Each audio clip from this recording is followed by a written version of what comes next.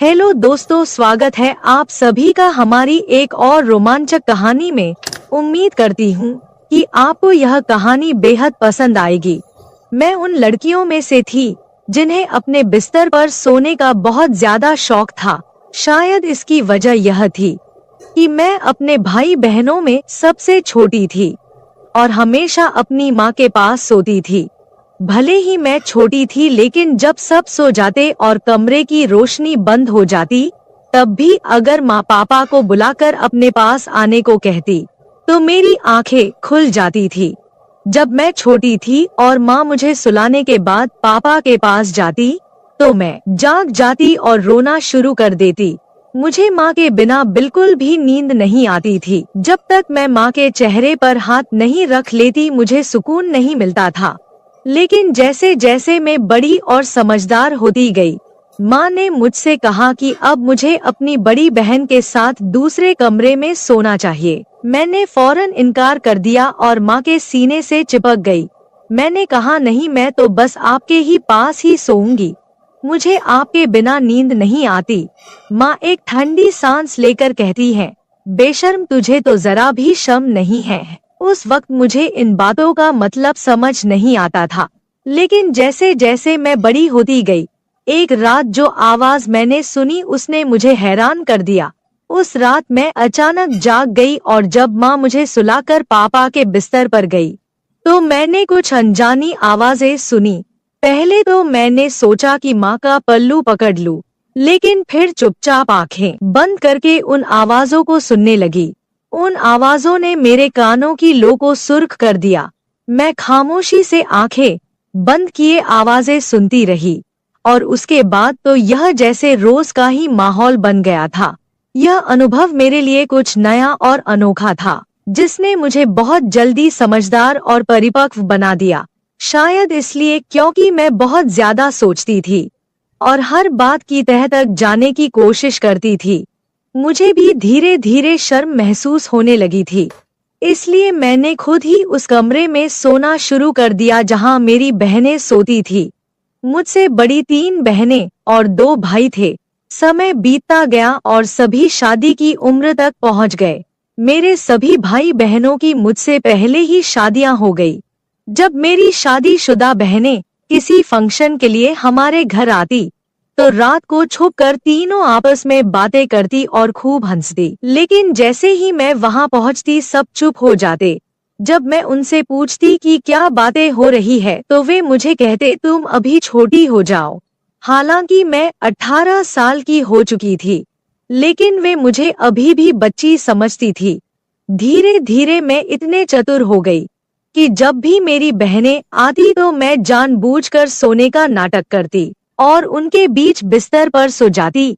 फिर वे तीनों बैठकर चटखारे लेते हुए आपस में बातें करती, जो पति पत्नी के बीच रात के अंधेरे में होती है। मेरी तीनों बहनें हमेशा आपस में सब कुछ साझा करती थी और साथ मिलकर शरारतें करती थी। मैं भी उनकी बातें सुनती थी और खुद को संयमित रखने की कोशिश करती थी।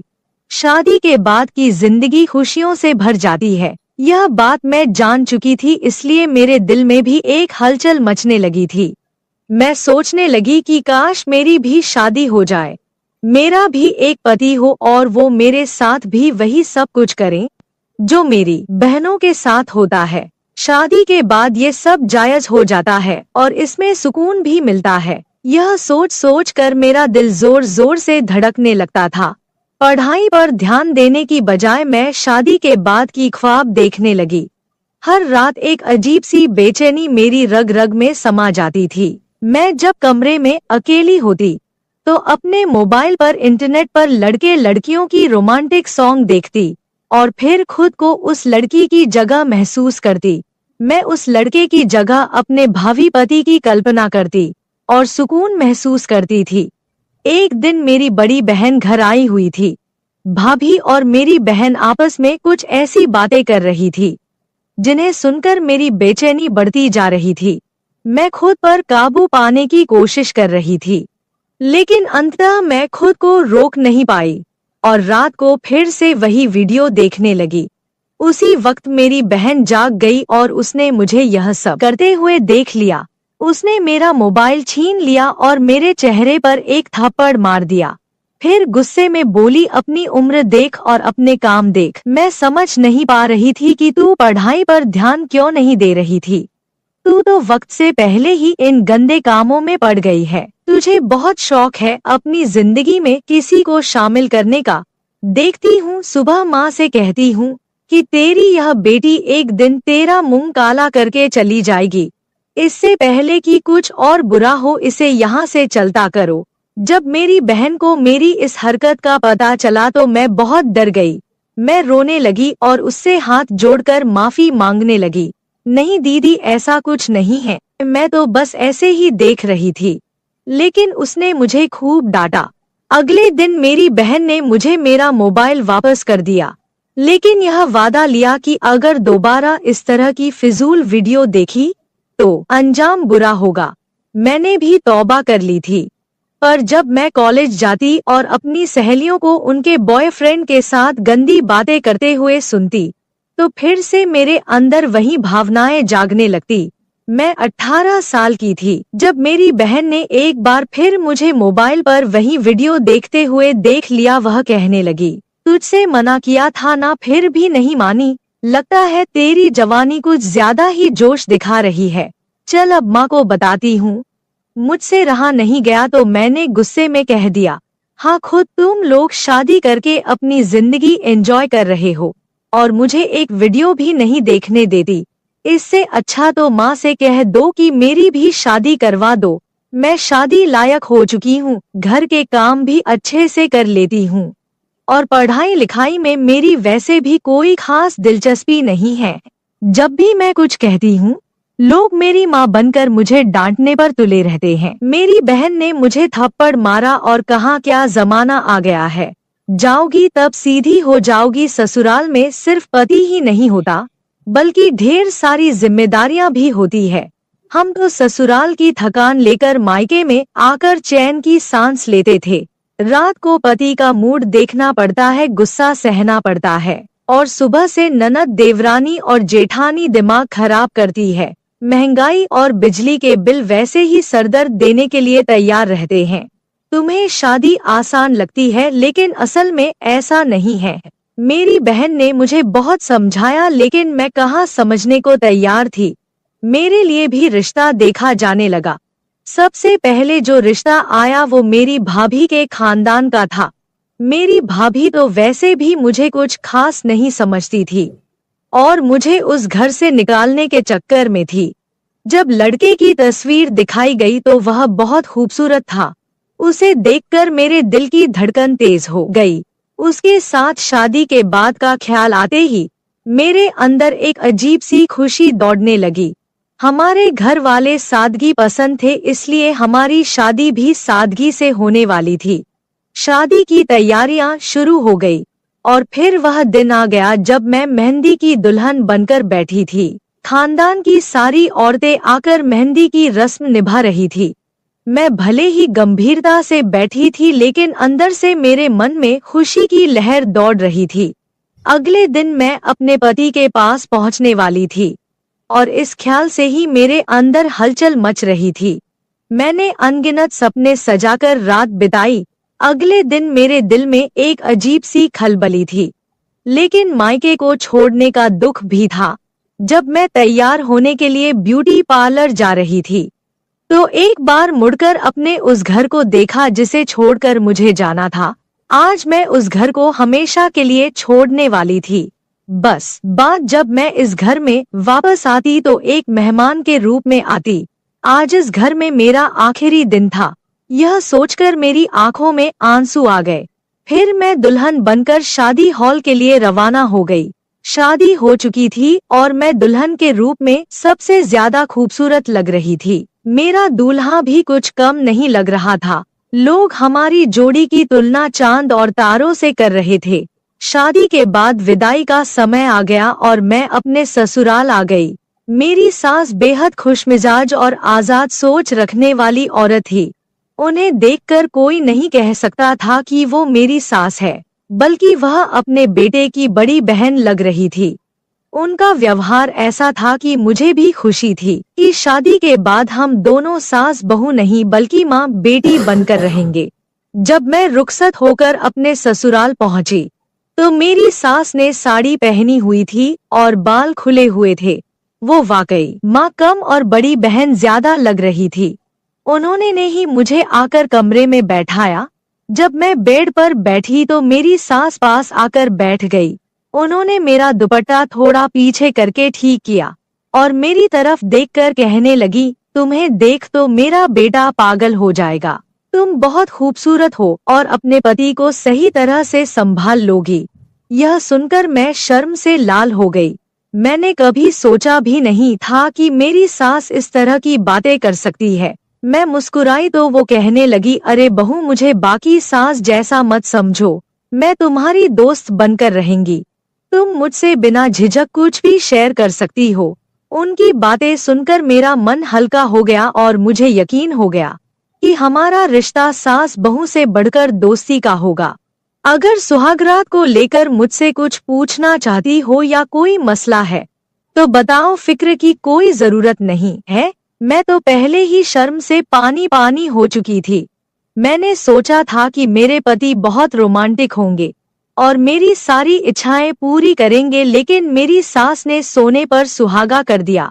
मैंने उन्हें मना किया कि ऐसी कोई बात नहीं है, मुझे कुछ नहीं पूछना। फिर भी वो मेरे पास बैठ गई और वहाँ धीरे से कानों में बताने लगी कि पहली रात को लड़कों को कैसे खुश किया जाता है। मैं अपने चेहरे पर हया की लाली से जाए उनकी बातें सुनती रही। कुछ देर बाद जब सासू माँ कमरे से बाहर गई तो मैंने बाहर से आवाज सुनी। सास अपने बेटे से कह रही थी, बेटा, मेरी बहू को ज्यादा तंग मत करना।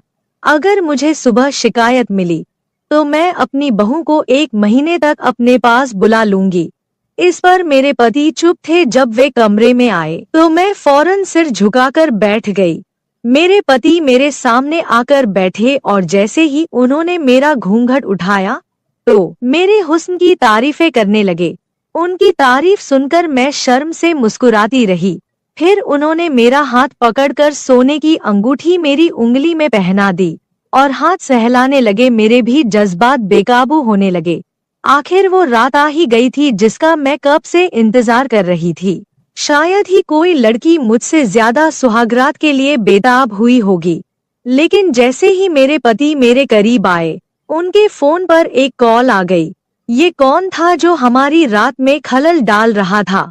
मेरे पति उस कॉल को देखकर गंभीर हो गए।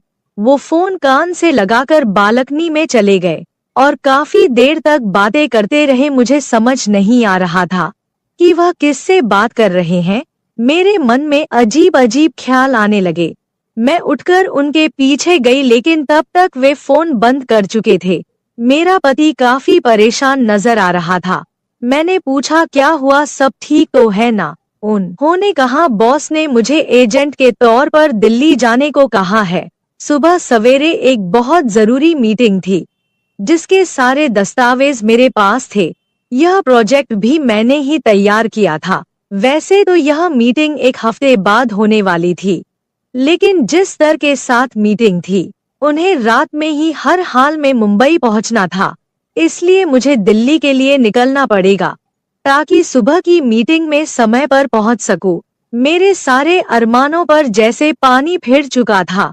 फिर सभी जाग चुके थे। सास तो पहले से ही तैयार थी और ससुर ने भी ढीला ढाला सा लिबास पहन रखा था। वैसे यह मानने वाली बात थी कि दोनों अपने जवान बेटे के माता पिता होने के बावजूद खुद भी बिल्कुल जवान लगते थे। मेरी सास जो न जाने सुबह शाम सुर्ख गुलाब खाती थी, उनके चेहरे की चमक देखकर मुझे लगता था कि मानो वो किसी रानी के समान हो। जब मेरे पति ने उन्हें बताया कि उन्हें इमरजेंसी में जाना पड़ेगा तो दोनों ही चिंतित हो गए। वे कहने लगे, मत जाओ, तुम्हारी बीवी क्या सोचेगी? आज तुम्हारी शादी की पहली रात है, खास रात है, मत जाओ। लेकिन मेरे पति ने कहा कि नौकरी चली जाएगी, उस रात का क्या है, हमने तो पूरी जिंदगी एक साथ गुजारनी है। मेरे पति जैसे तैसे समझाकर वहां से चले गए और मैं बस मुंह देखती रह गई। मैंने उनके सामान पैक करने में मदद की थी। जब वह एयरपोर्ट के लिए निकल चुके थे तो ससुर उन्हें छोड़ने गए। सास मेरे पास आकर बैठ गई और बार बार माफी मांगने लगी, लेकिन मैंने कहा कोई बात नहीं, हो जाता है। जब ससुर लौटकर आए तो दोनों अपने कमरे में चले गए और मैं कपड़े बदलकर बिस्तर पर सोने के लिए लेट गई। अंदर से मैं बहुत बेचैन थी और सोच रही थी कि अब ये 2 दिन कैसे काटूंगी। खैर, जहाँ इतने साल निकाले हैं वहाँ से 2 दिन भी निकाल दूंगी। उस रात मैं सो गई। सुबह कुछ मेहमान मेरे मुंह दिखाई के लिए आए थे। हर कोई पूछ रहा था तुम्हारा पति कहाँ है, दूल्हे के बिना तो दुल्हन अधूरी होती है। इस तरह की बातें सुनकर मैं शर्म से लाल हो रही थी। फिर मेरे मायके से मेरी बहनें और भाभियां आई।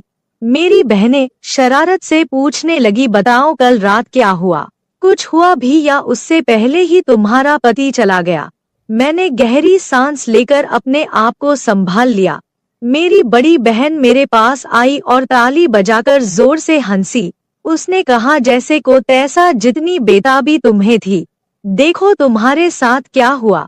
मेरा तो बस नहीं चल रहा था, वरना अभी तुम्हारा गला दबा देती। फिलहाल 2 दिन बाद मेरे पति को वापस आना था। मुझे लगा कि ये 2 दिन पल झपकते ही गुजर जाएंगे। मैं अपनी सास के साथ काफी घुल मिल गई थी। उनके चेहरे पर इतनी चमक थी कि कई कुंवारी लड़कियां भी ऐसी चमक के लिए तरसती थी। लेकिन मेरे पति मुझसे और दूर होते जा रहे थे। अब वह कहने लगे कि 2 हफ्ते बाद आएंगे, जबकि मैं यहाँ सास ससुर की खूब सेवा कर रही थी। उस दिन जब मेरी सास ने हमारे लिए चाय बनाई और लिविंग रूम में लाई तो मैं उनके पास ही बैठ गई। मैंने उनके चेहरे की ओर देखा और कहा, अरे मम्मी जी, आप ऐसा क्या खाती है? आपको देखकर बिल्कुल भी नहीं लगता कि आप एक जवान बेटे की माँ हैं। इतनी चमक तो आजकल की कुंवारी लड़कियों में भी नहीं होती। मेरी बात सुनकर सास हंसते हुए बोली, अरे पगली, तेरे ससुर मुझसे इतनी मोहब्बत करते हैं। इस उम्र में भी पूरी रात मुझे सुकून और खुशी देते हैं। जब और औरतें इन चीजों के लिए तरसती है, मेरे पास वो सब कुछ है, फिर क्यों ना मैं किसी जवान लड़की की तरह चमकती रहूं। सास की बात सुनकर मैं शर्म से लाल हो गई। उस रात मैं बेचैन होकर सोने की कोशिश करती रही, लेकिन आधी रात को बेचैनी इतनी बढ़ गई कि पसीने से भीग गई और गला सूख गया। मैंने देखा कि पानी का गिलास खाली था, इसलिए मैं किचन की ओर चल पड़ी। लेकिन तभी मुझे सास ससुर के कमरे से अजीब आवाजें सुनाई देने लगी। ये आवाजें सुनकर मैं खुद को रोक नहीं पाई और उनके कमरे की तरफ बढ़ गई। बिना सोचे समझे दरवाजे के पास कान लगाकर बातें सुनने लगी। जो आवाजें मैंने सुनी उसने मुझे शर्म से पानी पानी कर दिया। ये लोग बुजुर्ग हो चुके थे, लेकिन इस उम्र में भी ये सब कर रहे थे। मेरी सास उनसे कह रही थी, मेरी उम्र का लिहाज कर लो, घर में जवान बहू है। लेकिन जो जवाब मेरे ससुर ने दिया उसे सुनकर मेरे पैरों तले जमीन ही खिसक गई। मैं बिना पानी पिए ही वापस कमरे में जा चुकी थी। काफी देर तक सोचती रही कि क्या जो मैंने सुना वो सच था या मेरी गलतफहमी थी। मेरा ससुर अपनी बीवी से कह रहा था, अरे तो क्या हो गया, वो कौन सी दूध पीती बच्ची है, वो भी तो हमारे बेटे के साथ यह सब करने के लिए ही आई है। यह अलग बात है कि बेचारी अब तक ठंडी पड़ी है। यह सुनकर मेरे होश उड़ गए थे। मैं कभी सोच भी नहीं सकती थी कि एक ससुर अपनी बहू को लेकर इस तरह की बातें कर सकता है। सुबह जब सास ससुर कमरे से बाहर आए तो मैं उनसे नजरें मिलाने की हिम्मत नहीं कर पा रही थी।